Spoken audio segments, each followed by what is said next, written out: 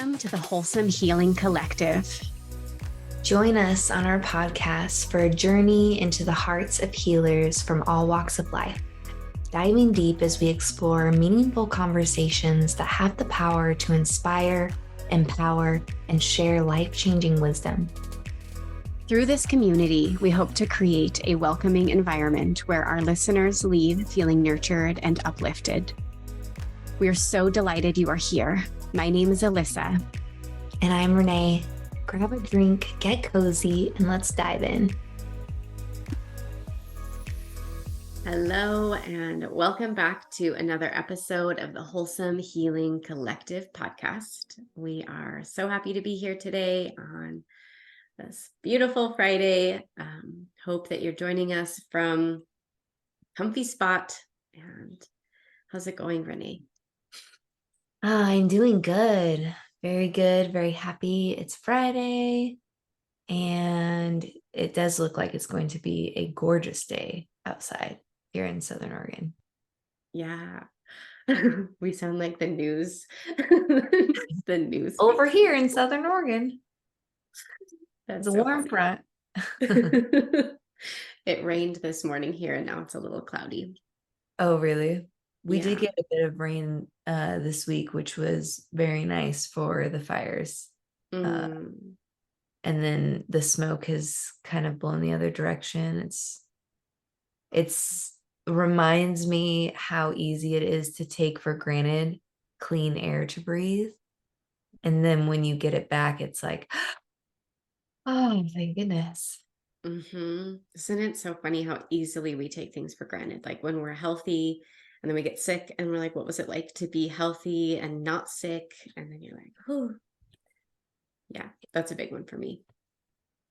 I always notice that when I travel as well, and drinking water in other places or city water, because I'm very used to having a well with clean drinking water that I can just drink out of the tap.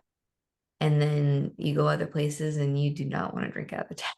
You're like, oh, it's like water. And I always forget to like bring bottled water when I go places. And then I'm like, where's the water? Ugh. Yeah. Such a funny thing. I thought it'd be fun to talk about what's present in our lives at the beginning of the episodes, if you want to explore that. Yeah. It's neat that the concept of divine love is coming out for both of us in different ways. And I was having a conversation with a mentor yesterday that reminded me of that. And you were saying that that's been coming up as a theme for you as well. So it feels like a good thing to talk about with our peeps, our podcast peeps. Yes. Divine love and like specifically oneness has been a theme for me this summer. And I think to me, they're linked. They're the same. Yeah.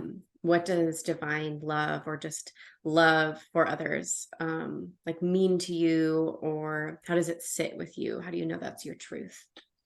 Yeah, that's a great question. I feel like oneness has been something I've been working on feeling into as well, and trying to peel back the layers of conditioned separateness and feeling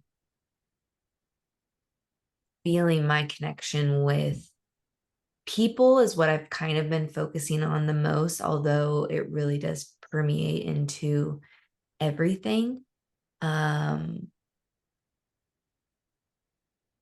It's interesting. What's coming to mind right now is, in general, I feel a little more separation when it comes to people than I do with like Mother Earth. Like I go outside and really ground in and feel the connection with plants and trees and earth a little bit easier than I can with people. I think probably because of maybe some energetic walls, boundaries, a little bit of needing to have a little more safety within myself. So that's interesting and a bit of a tangent. So your question was like, how do I feel into that feeling of divine love? And I feel like it's a bit different at times when I really get out of my head and into the body and feel that connection with everything. It feels like the light that is me syncs up with the light that is in everyone else. Mm. And there's like this feeling of, as I breathe in and breathe energy into my light, everyone else's light is brightening as well. And as I breathe out, that energy is going out to them and vice versa. So there's this symbiotic breathing and living and expanding and contracting happening. Mm. And the visualization I get is like honeycomb, where we're all connected in this honeycomb of sweetness, where the light goes into that and we are all connected to it and breathing it in and breathing it out. Mm. It's a long-winded answer. That's so beautiful. And I love the visualizations. I think that will help our listeners really tune into what you're saying there. That's beautiful. That feeling, like just describing that feeling is like, oh, yeah, that's nice. Yeah. What about you? How does that felt sense come alive? Mm. Yeah. Divine love feels like source energy to me. And I think that's kind of that honeycomb, that net, the quantum field, knowing that we're all together, we're all one, we're all connected. And it's because of source. And it's just this juicy, juicy energy. I thought I had something, but it's gone. What comes to mind too is when we're in that energy and that felt sense, the worries, doubts, fears of the mind just like fade away. Because Yes. while there is so much duality, I feel like that is one where there really isn't two feelings at once. Like when you're really connected to that divine love and that energy, everything else falls away. There isn't like, oh, I feel fear and I feel divine love. No, it's like you're only feeling divine love and all of the stuff in the mind is gone. Yes. I think maybe that's what I was thinking of, is like love is the opposite of fear and you can't have both. Yeah. That's funny. You must have picked up on that. Oh. Yeah, when I was talking about this, in different words with someone yesterday, they were describing how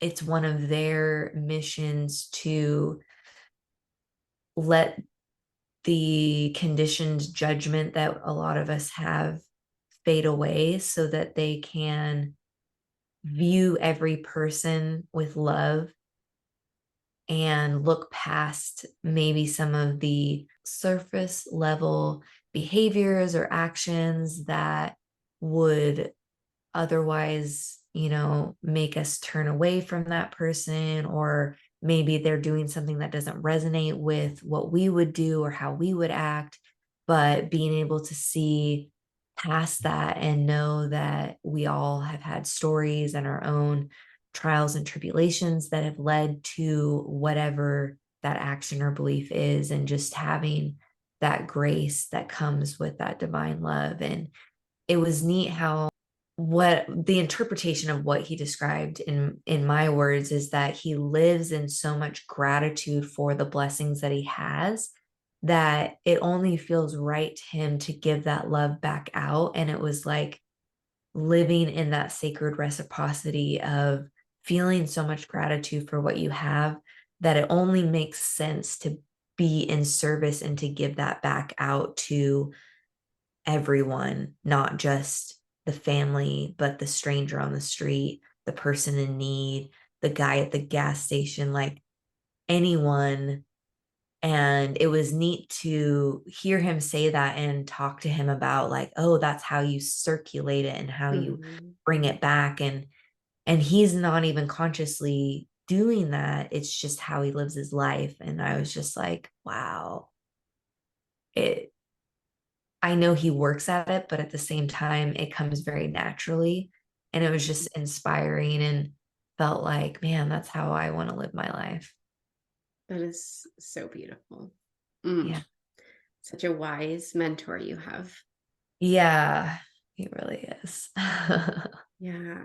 It is interesting to like remember and realize that everybody you come in contact, whether you know them or you don't know them, is a soul, and they have their own lives, and they have their own motivations and their own, like you said, their stories and everything that leads them to do what they do. And it's kind of fascinating and a little trippy at the same time to just think about how many souls there are that are living. Yeah, and they all came here with a mission and a purpose and lessons they wanted to learn or karmic cycles they wanted to break or, whatever Hmm. they came here to experience. And maybe they got off course with whatever's happening in their life, but it helps to remember that the initial intention is always pure and deep down it's always there, you know, Hmm. even if someone's light has been dimmed for whatever reason or circumstances in their life, like that light never goes out and it's in there somewhere. Mm, yes. Something that's been coming up for me, like as we talk about all these people, is like when I go out into public places, it always feels like I'm I'm extra cautious of what everybody is doing around me. Like I want them to have a good time. And sometimes at the expense of me having a good time. And I'm like, am I people pleasing? Am I like making myself small so that I'm not in the way, so that they can have a good time? And what I really realized was it was that oneness.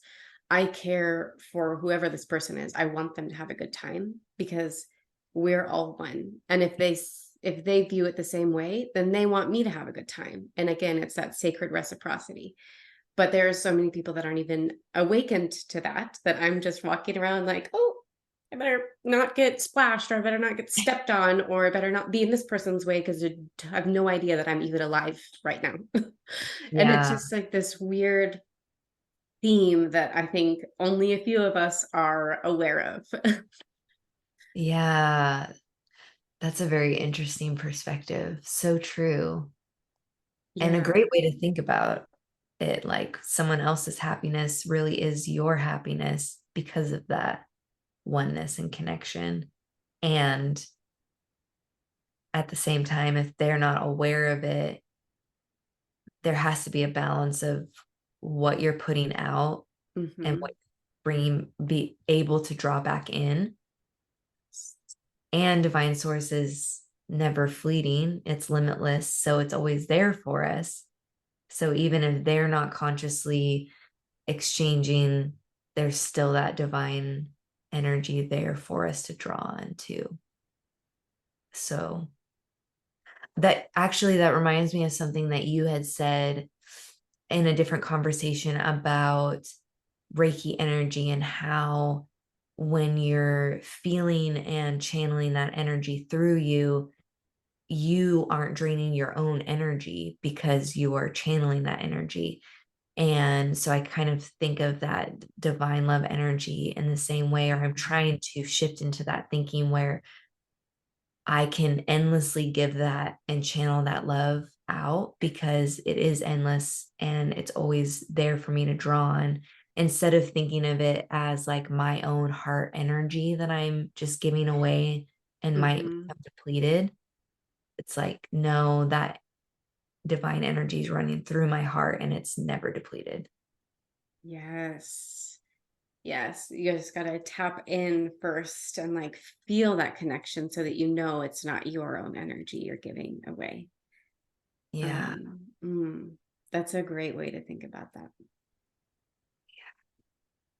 And grounding into it too. Like you were saying separately, talking about channeling and allowing that energy to come in. And if it has nowhere to go, then it's not as effective as if you're really grounded in your central channel, which then allows more to flow through you.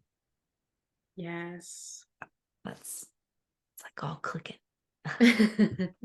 Yes, and have to be grounded with the earth when you're generating that energy and flowing with that energy. There are so many light workers who are only up in the ethers and channeling and floating, and they're disconnected from their body and they're disconnected from the earth. And that energy is not going to be powerful. It's not going to be useful when it's generated that way. You need to be grounded in with the earth for it to be just flowing and going where it needs to go. Yeah. The Crazy stuff. visualization I get is like having the line of your chakras and the different energy centers. And when we don't allow the energy to move all the way through those channels, it just ends up kind of like a ping, or not a ping pong. What's the pinball? Like the Yeah. energy comes in and then it just like bounces up and back out because we're only staying, maybe in the crown and the third eye, or like in certain areas. So then it just pinballs around instead of having this clear channel to move through and keep the energy balanced in all of our centers. Mm. I love that you're going this way. So that would be like for a lot of the light workers, but there are so many people who don't even have access to their heart. So it's like Yeah, only stuck in the root, the sacral, the totally. solar plexus. And once you get into that heart chakra, then you can expand the rest of the central channel and all of those other chakras. And it's interesting. So there's like so many different ways people use their body, Yes. known or unknown. Yeah, We all have a fascinating. natural constitution with the energy, right? And uh it's neat to tap into, okay, what comes most naturally to me? Is it grounding into the earth? Is it connecting to the ethers? And embracing that, while at the same time, okay, now I'm going to explore what maybe doesn't come as naturally to me. Hmm. And how do I ground in if I'm usually in the clouds, or how do I stay grounded but also access the clouds if I'm naturally an earthy type of energy? Yes. Yeah. So oneness, I think, feel like we covered that pretty completely. We're all connected. Oh, here we go. Separation, you mentioned at the beginning. I think that there are so many things that separate humanity, and it drives me insane. Religion is one, politics is another. Politics is going to be huge as we come into the next election year. That is dividing our nation. And I think that if we all just cared about each other and the oneness and all of that, then we wouldn't need these stupid politic politics and political views and all these pro and blah blah blah stuff. It's like if we just cared about each other and about our bodies, we wouldn't need those rules. Yeah. It's It and feels yeah. like politics has become the new war, the Mhm. non-violent war. Now it's like a verbally violent war, but it's still a war that's happening amongst our people, our politicians, our leaders. We're divided from all levels throughout our, I don't know, hierarchy, I guess, for lack of a better word. But Yeah. And yeah, just seeing how people are so mean and divisive on the internet is insane. It's like they don't realize they're talking to other souls. Yeah. and that we're all connected. And why would you talk to yourself like that, Yes. essentially? Yes. It's Yeah. insane. Um, and I mean, we're all allowed to have different views, but I don't know how to break that up, because like we are all different, but we're all one. So how Yeah. do we all get to like blend and move and be together and like experience our different flavors while also caring for other people and like Yeah. choose trusting that they're choosing the best decision for themselves instead of making rules for me, you know? It's like that's Yeah. just what's so annoying is people telling me what I'm allowed to do. Why can't we all just do what's right for us individually? Yeah. And not assume that if someone's doing something different, that it is an attack on us. I Yeah. that's become the new thing of just because I do something different, I'm somehow attacking your beliefs. It's like, mm, Mm, oh, how about we just believe different things and still yes. care about each other? And um, I think people have believed different things for so long, and history would say that we go through peaks and valleys of tolerance for other people's beliefs. There's times in history where someone believes something different and you were killed. Hmm. If you spoke out against the beliefs of the church or the government at the time, it was completely unacceptable and horrible things happened. So, but then there's other times where it's more accepting and people just don't talk about, 10 years ago, people didn't really talk about their political beliefs and it didn't really become this really divisive thing. And now we're coming back on to a peak of that topic being divisive. So it's it's very interesting how politics, religion, like you said, all these different divisive topics go through these phases of how much does Hmm. society accept and allow people to believe on their own, and how much are they trying to force us into a box of belief. I don't know what the answer is, but Mm, I feel like the more we put out love as individuals, that is us doing the work to have our ripple effects and hopefully shift the energetic balance towards the love and the non-judgment and the accepting and the oneness. And we can't really do anything about the divisiveness mm, except for embracing love, right? yes. And inviting our listeners to go within, like when you're looking for that answer, going within and accessing that knowledge that is already inside of you.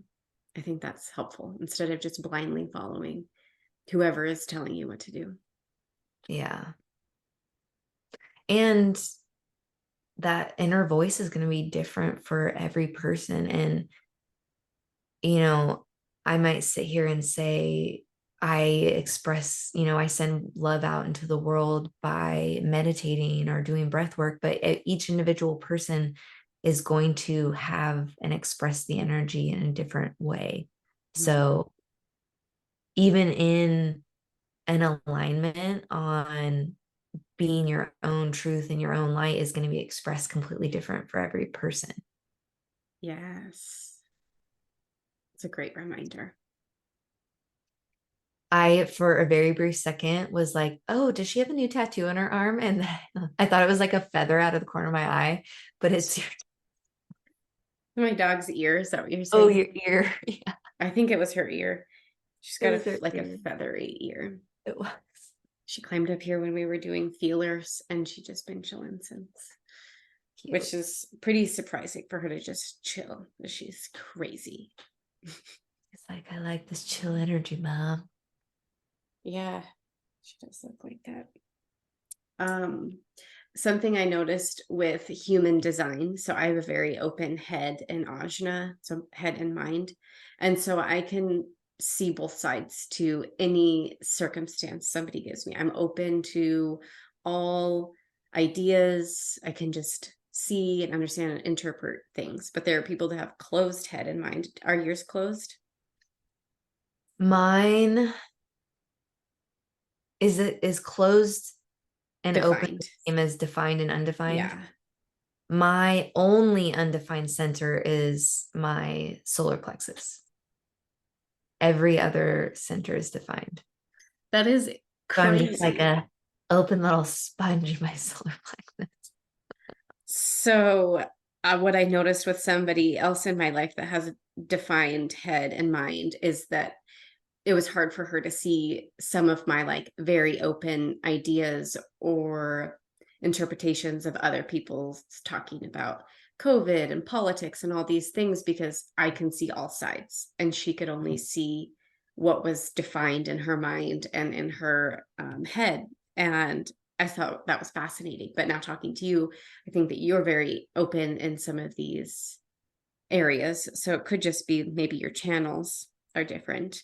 Or you have a different viewpoint because you've been through a lot of different things and obviously going through some of the trainings, pause. Ooh, that was just like Yeah. mind opening, mind blowing. Yeah. So, And I do feel like I've had a lot of exposure to different, like my parents are very polar opposites on just about everything. yeah. So taking in being in the middle of that, I hear both sides, and I same for me. I feel like I can understand and grasp what the different angles are. And then I Mhm. usually land somewhere in the middle. I'm like, okay, like, yes, no, okay, that feels right. That doesn't feel right. And then I feel Yeah. into what that all culminates for me in terms of a belief. Uh, Mm, but that's yeah. interesting. Yeah. And because I'm so open, that means I'm susceptible to conditioning and programming Mm, in those centers. So that's something to be aware of. Like I definitely have to bring it into my heart or my sacral or my emotions and like really feel that energy and make sure that that feels true to me and not just like again blindly follow that conditioning. yeah, yeah. I feel like on the other end of that for me is I will get I might feel very defined in my mind on a belief, and then I'm very susceptible to exterior emotions and affecting me in my beliefs or my decisions. um and then having to really go in and feel into that energy in my solar plexus and like, okay, what is mine and what is not mine. Hmm. And I'm actually trying to, I always use the sponge reference, but someone said something to me that I'm trying to adopt is don't think of it as a sponge as much as a screen door, that you can feel it, like you're going to feel it, but you can let it flow through instead of absorbing it all. Mm, That's what I need to think of, because I yeah. have a tendency being even more so than being defined on an opinion. I'll feel very aligned in my own energy, and then if I go into especially a crowd or if I'm around someone with really strong energy, it can be difficult for me to hold my own and Hmm. not start to waver and feel into them and unconsciously mirror that energy, because I have a very natural mirroring survival mechanism of like, okay, if I adjust to the energy and the mannerisms around me, I'll be safe. And I'm moving into that place where I can be in my energy regardless of what's happening around me. Mm, But it takes a lot to come out of that conditioning of, oh, if I adopt how you're feeling and how you're acting, then I'm safe because you won't. hate me. There's that rapport that Mm, unconsciously. And yeah, no, it's like, okay, how do I stand in my own energy? mm.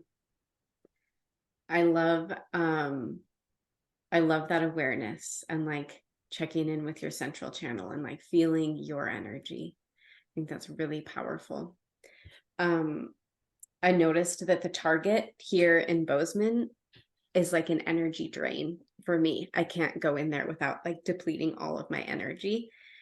So I have Interesting. to like hold my solar plexus the entire time I'm in there in order to not allow that energy to just drain my battery. So I'm going to have to do some distance energy healing from the safety of my home in order to make Ah, Target a safer place. yeah, maybe say take some tourmaline in there with you. Yeah, some I don't typically carry that with me, but black tourmaline is one of my favorite crystals, so I might have to carry it. Pyrite, which I was just talking about before we started recording, is one of my favorite grounding and protection crystals. Whoa. Chills when you're talking about that. Apparently you need to get some pyrite. I guess so. Just like, whoa, move me. Oh my gosh. So that's my favorite grounding crystal that I wear every day. Mainly every day I have pockets. Mainly I wear it because I wear moldavite, and so that's like you need help grounding that energy. Um, but it's helpful all around. One last question as we start to wrap up our topic on divine love. Is there any particular practice that you've been incorporating in your daily routine that has been feeling like it's connecting you with that oneness, with the dropping out of the mind, the fear, the doubt, into that loving presence that is in us, around us, connecting us? Yeah. I would say I need to go back to doing daily feelers with myself, Mm, dropping out of the mind and into the heart space. And I can scan my whole body or I can just rest in the heart space. And we had kind of talked about last week how it's so much easier to do feelers when you're with another person, having somebody hold space for you. And so I've started inviting in my guides and my angels and my spiritual mentors to hold space for me. And that's been a lot easier to yeah. stay in that feeler. Cause like normally I'll just be like, oh, I have to do this, or I have to do this, or I need to pop out and do this. And when I'm in that sacred space and I'm being like almost held responsible by or held accountable by my spirit team, it feels a little easier to stay in that moment and stay in my heart space. So I have done it a couple times this week and that's felt really nice, but I need to make sure to do it daily. I love Yeah. that you mentioned that because I remember you saying that before and I had forgot about that, but I really want to try that because I experience the same thing. Especially with the days being longer right now, it's a little bit harder for me to stay in that morning meditation practice in the winter time when it's dark in the morning and I'm in front of a fire. That's my jam. But when it's light out early, I'm like, okay, let's go, go, go. Mm. So I feel like that too, having that bit of accountability. And I notice too, when I do breath work first, even if it's only 5 to 10 minutes, that really helps me get out of the mind and be able to start to rest in the heart, access the body. And that feels really nice. And I think too, having feelers with another, if that's possible, is really powerful for feeling that oneness because, at least for me, I notice that it feels like this heart connection when you're holding space for another and you're consciously not being in your mind so that you can be in your heart to hold that energy for the other person. Then you feel their energy more strongly in their body and vice versa. And it's this beautiful connecting point. Yeah. And it gives you that taste of oneness that you can then tap into to feel more externally as well. Speaking of tapping, during I don't even know what it was, but some session, some lady was in training and she had a pendulum and like a book. I don't know what what it was. But I was given a tapping location which was under my nose and a phrase to say when I tap, and it's I understand the meaning of oneness. Like I just say that while I tap. And even when I didn't know what it meant, by tapping and saying that, it's like that information started like pouring in and I would feel that connectedness. And so if any of our listeners are interested in understanding the meaning of oneness, just maybe that tapping point can help bring that information in. And if you want, we can do a little practice to invite in the spirit team and kind of sit in that energy. Yeah, I like it. Okay. All right. So inviting you to close down the eyes here and just taking a cleansing breath with me, breathing in through the nose and out the mouth. And then we're just going to say out loud, I invite in my angels, my guides, and my mentors. And you can list them off if you're working with a spiritual mentor. Inviting you into my awareness now, asking for you to be here with me, protecting me, guiding me, and witnessing me as I maybe even hold space for me as I feel into my body, dropping out of my mind and into my heart, resting here in this moment. Just simply noticing the energy around you. Noticing if you can feel any tingling, any tickling, any just sensations on the skin or in your energetic body, in your energetic field. That's the energy of your spirit team. So you know that they're here and with you, feeling that accountability of sitting here in the heart space, knowing they are safely holding you in this moment.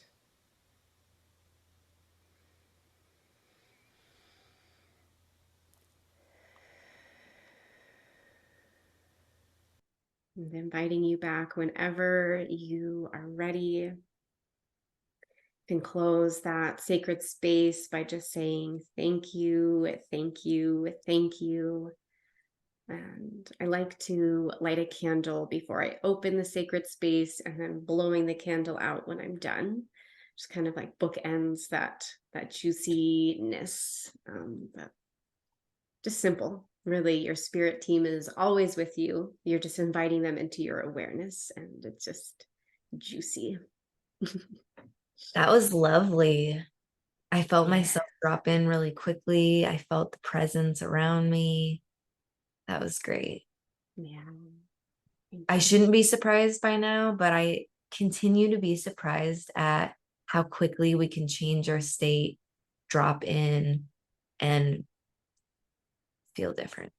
Feel what's really Yes. happening. I don't know if I've said this on the podcast, but my mom watched the first episode and she's like, "Are you guys high?" And I'm like, "No, like we're just like in the body and we're just like so melted in." And I feel like I felt like that after our feeler before we started recording, that I probably looked high because I was just so Yeah, I did feel like that too. I was like, I'm ready. It's so funny because we're not high. I know. Yeah. But maybe people will be like, oh, I want whatever they're breathing, you know? Yeah, and it's just divine love. You all have access to it. It actually reminds me of when I was in yoga teacher training, we watched this documentary about Ram Dass um and about this, era of time when LSD was really popular and it wasn't illegal yet, and people were exploring consciousness and out of body experiences with this substance, and this guru would tell him like, okay, yeah, but someday you'll learn how to do that without substance, and he basically was giving the message of, you have access to all of what you're experiencing in your mind and in your body, and you may need a substance to access it right now, but you can get to a place where you don't. And I always thought that, in the back of my mind, I'm like, that's so cool. That's the goal, access all areas of the mind without any assistance. Yeah. And like feeling that all of those sensations when you're under the effect of the psychedelics, tapping into those in your everyday life and feeling that love and feeling that energy, you can access that without that substance. Yeah. I feel like one thing, I haven't done any practice with LSD, but one thing I've experienced in my very limited practice with psilocybin is that feeling of your energetic body being bigger than your physical 3D body, and actually being able to feel into that bigness that is us. Ooh, yes. That expanded feeling. There was a crystal, and I feel like it might be quartz crystal quartz. But I'll have to double check, that said when you're holding it, it like expands your energetic field. And I was like, whoa. So I have this big, I have this big quartz crystal. My mom got it from like Arizona or something. And it's really cool for me to get crystals from my mom, because they're always like, I would have never probably picked them out on my own, but then she brings them and I'm like, oh, I love this. And so I had it rested on my heart chakra with my moldavite over the top of it for, I don't know, 20 minutes, maybe an hour, because I was just lost in reading this crystal book I got. And it just felt so expansive. And the weight on my heart, oh, it was really cool. So I don't know if I mentioned this in that quantum healing hypnosis session I had. My past life was working with crystals. Oh, I did mention that part, because then I talked about continually working with crystals now in this moment. And so it's been really fun to create that relationship. Yeah. So fun.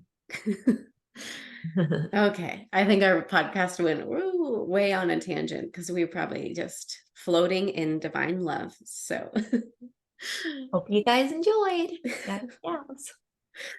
Beautiful. So thank you for joining us today. Let us know if anything resonates in the comments below. If you want us to talk about any topics or anything, feel free to reach out.